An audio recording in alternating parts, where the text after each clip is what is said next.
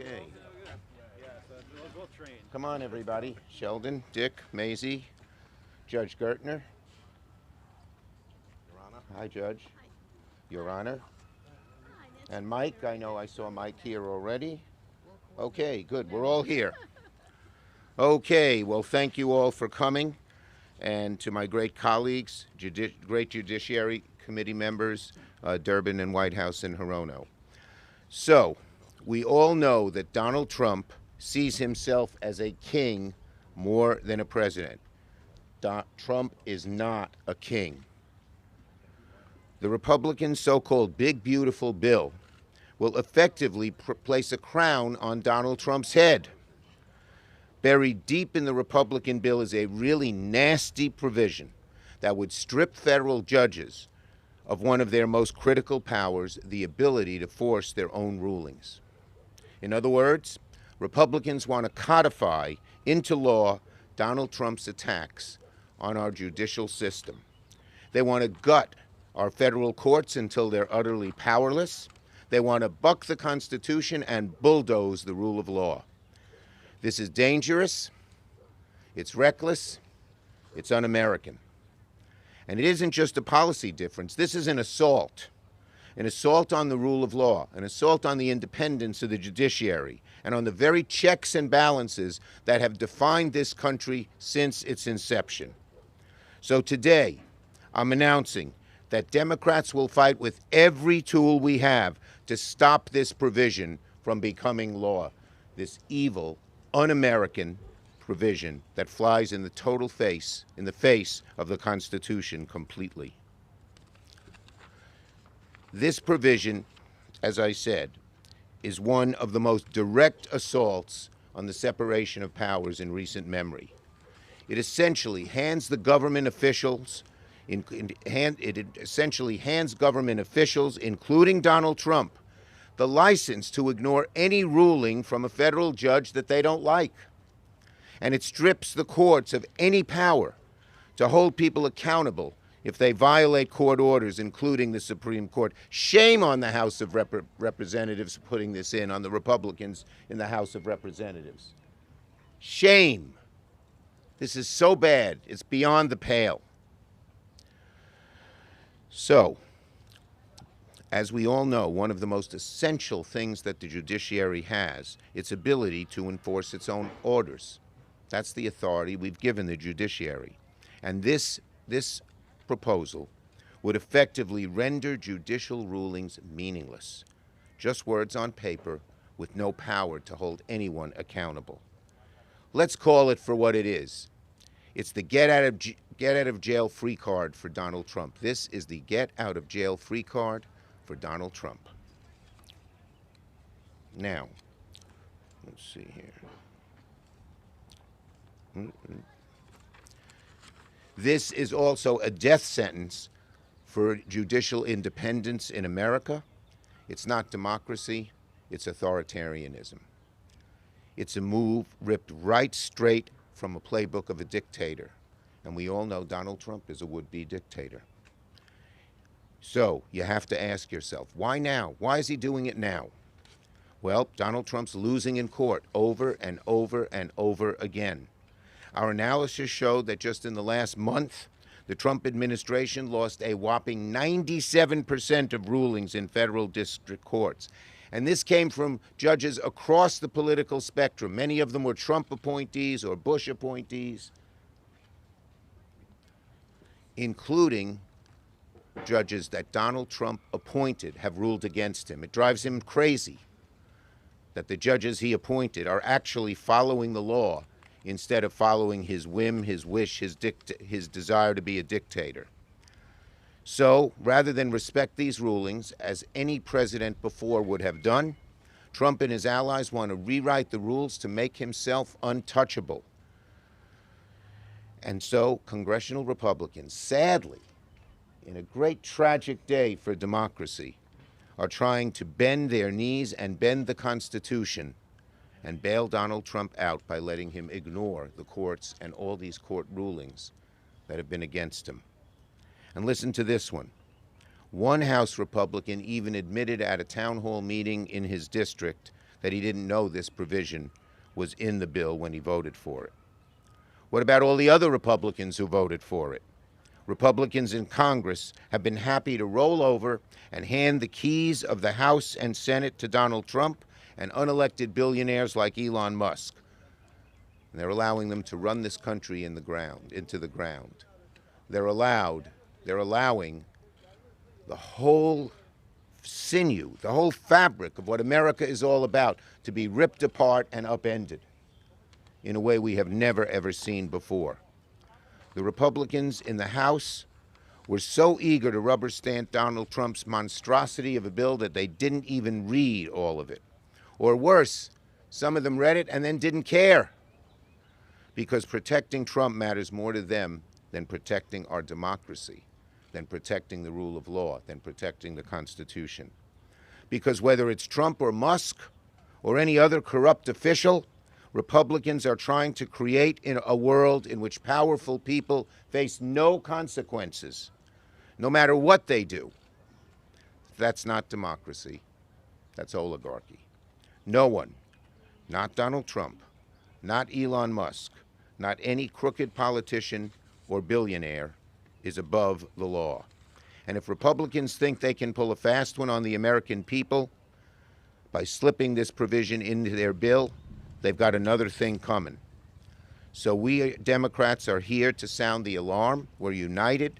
We'll fight like hell using every tool in our toolbox to stop this provision from becoming law. Next is Senator Durbin. Let me just take all my papers here. Richard. Yeah, I got it. Yep, I'll leave it. Thanks, Chuck Schumer. I want to say a kind word about my colleagues from the Senate Judiciary Committee, Sheldon Whitehouse and Mazie Hirono. Something interesting has happened in that committee in recent times. I've been on the committee long enough to have considered literally hundreds, if not thousands, of nominees, and I kind of know the line of questioning that'll be asked of each of the nominee candidates. That's changed. It changed this year. The questions that are being asked are more fundamental to the Constitution. Basic questions like, do you believe the executive is bound by court orders? I wouldn't have thought to ask that in previous years, but I had to ask it this year because the question is whether or not, given a court order, Donald Trump or his administration will feel bound to follow it as a rule of law. The questions are asked and the answers are all over the park. The uncertainty of these nominees as to what the president would do when pushed to the limit, where the court is saying to him, you have to stop doing this, or you have to start doing this, or you'll be found in contempt. Donald Trump doesn't like to lose. We know that. He said it over and over again. And he's been losing one court case after another because of his outrageous executive orders. 97%, according to Chuck Schumer, and I don't doubt it, have found against him in the courts and what he's been trying to do. And when he loses, what does he say about the judges? Lunatics, communists. These people hate America. Even the judges that he appointed, for goodness sakes. He's turned on Leonard Leo, his patron for so many years, and called him a sleazebag. You can't keep up with this president when it comes to hurling these invectives. But there's one thing that they did, and they didn't want to make as public a show of it, and that's the provision we're talking about today. In a 1,000-page bill on the budget, they put in a provision to try to make sure that in many cases, Donald Trump can't lose. How do they do this? Well, they say rather if you want to enforce a court order as a plaintiff, enforcing it, for example, a contempt citation, there has to be a security bond filed. Well, of course, what that means is if you didn't put the money up front when you filed the case, it comes to enforcement of the order, they're able to challenge it on this basis. This is another provision by the Trump administration to avoid responsibility, avoid accountability, avoid transparency, and avoid losing. Well, that's no surprise, but why is it important? It's important because it goes to the heart of the Constitution. Article 3 courts are the last recourse when it comes to challenging the executive branch, even the congressional branch. They have to have the power of the Constitution behind them to stand for their decisions and to make those decisions without fear or favor. If this provision is included in here, and I hope it won't be included, it's going to make it extremely difficult to enforce the law, enforce court orders. That's what it's all about. Trump doesn't want to lose, and he's been losing consistently. He hates these judges, but he can't remove them. They're in for life. And now he's decided to change the procedures of the court so that he can't be forced to enforce court orders. That is unacceptable, and it goes to the heart of our constitutional democracy. It's now my pleasure to introduce Judge Gertner. Yes. Judge Nancy Gertner. She's a retired federal district judge and board member of the Democracy Defenders Fund. Welcome. Thank you. Thank you. Thank you for coming. I'll come back here. I want to say the sign's not blowing away, right, so I can right. come back here. Unaccustomed as I am to speaking, which of course is not remotely true. I was a federal judge for 17 years. I was a judge at a very different time. I enforced a $100,000 damage award against the FBI. I ruled in favor of plaintiffs, and I ruled against the government, or I ruled in favor of the government. It depended on the case, and it depended on the context. I felt free to do that, the kind of freedom that this democracy gives to independent judges. If I were wrong, I would be appealed. If I were even wronger, if there's such a word, I would be appealed to the Supreme Court. That's the system. Why is Trump proposing, why are the House Republicans proposing this bill now? It's not because the courts are not doing their job. It's not because of the comments about a nationwide injunction. This has nothing to do with nationwide injunctions. As has been discussed, this has everything to do with the stage that numbers of the cases against Trump are at. Judge Zinnes in Maryland, Judge Boasberg in D.C., Judge Murphy in Boston are on the cusp of contempt proceedings. They have ordered the government to return Abrego Garcia. They've ordered the government not to deport people without due process. And they get dissembling, misrepresentations, ducking, and they are on the cusp of contempt. That's the reason why we're here. The judges, by the way, who have ruled against Trump, it has to be said over and over again. It doesn't matter what party who appointed you, what president appointed you. What Trump has been doing is so far from legal. That's the explanation for his losing record. So this comes at a time when numbers of cases, as I said, are on the cusp of contempt. The contempt power, as the Supreme Court said in 1924, is really essential to the judicial power. If all a judge could do was say, well, this is wrong, thank you very much, and that's it, essentially the third branch would be without any power. The third branch would be an empty branch. The power of contempt is central to that and is exercised very carefully. This provision, first of all, would require that plaintiffs who are seeking injunctions post a bond, require it. That means, go back to the desegregation cases, it would mean that the poor plaintiffs who were bringing cases against school boards who were segregating would have to post a bond way beyond their means. It would mean, it would basically limit access to this very important institution, namely the courts. So this would require a bond. They would require a bond retroactively. So think about the body of civil rights and institutional cases that have been brought that now would be in jeopardy if a retroactive bill were passed. What judges do now is they have the possibility of appointing. Rule 65 allows them to post a bond, to require people to post a bond if there's substantial damages in the offing. But typically judges do not do it in constitutional cases where the individual plaintiffs are, as I have described.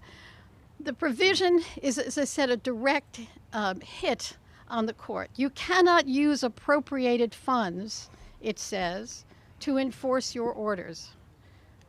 You can't use the marshals to enforce your orders.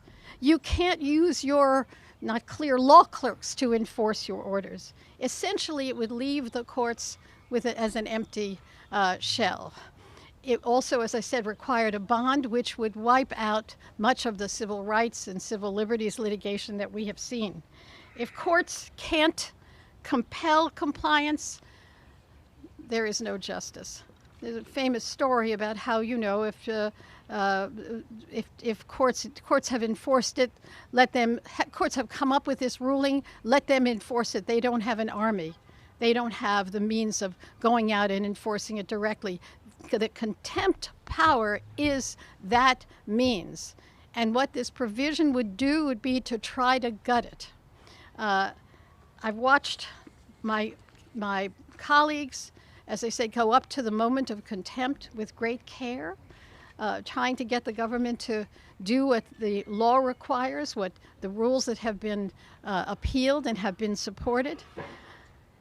And so now we're at a moment where the contempt power is critical. Small wonder that it is being attacked. I think that if this bill is not defeated, this branch will have been transformed, and that would be a tragedy. Thank you, Judge.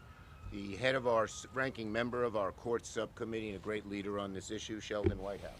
Thank you, Chuck. It's a great honor to follow Judge Gertner to this podium. My message is that this provision in the reconciliation bill has to be understood in the context of a campaign, an orchestrated and coordinated campaign of threats and intimidation against the federal judiciary. This is just one thread of that campaign. If you look at what congressional Republicans are up to, it's not just this bill. It's wanted posters outside their offices with judges' names and faces. It's articles of impeachment filed against judges for decisions they disagree with. It's a hearing called District Judges versus Trump, designed to whip up anti-judiciary animus. It's a bill calling federal judges judicial insurrectionists.